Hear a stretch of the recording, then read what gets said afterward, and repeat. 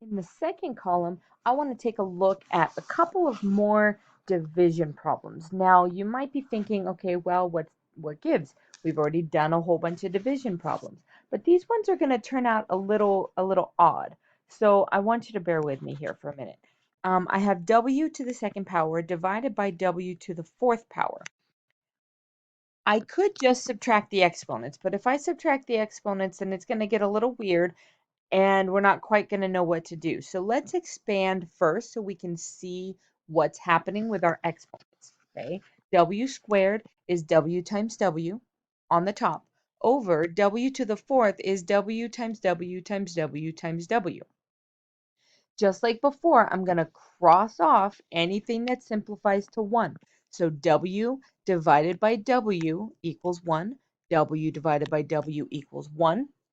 And now I'm left with two w's, but the problem is they're in the denominator. The two w's, I have nothing left in the numerator. I have 2 in the denominator. Now, if we go back to that rule we learned where we can subtract the exponents, we learned that 2 minus 4 is negative 2, and we end up with an exponent of negative 2. Also, our w's are in the denominator. Now, if you remember, we've seen negative exponents before in Learning Target 5A, which was the scientific notation. In the scientific notation, we learned that a negative exponent represents division. So this negative exponent means that we are actually dividing by w 2 times.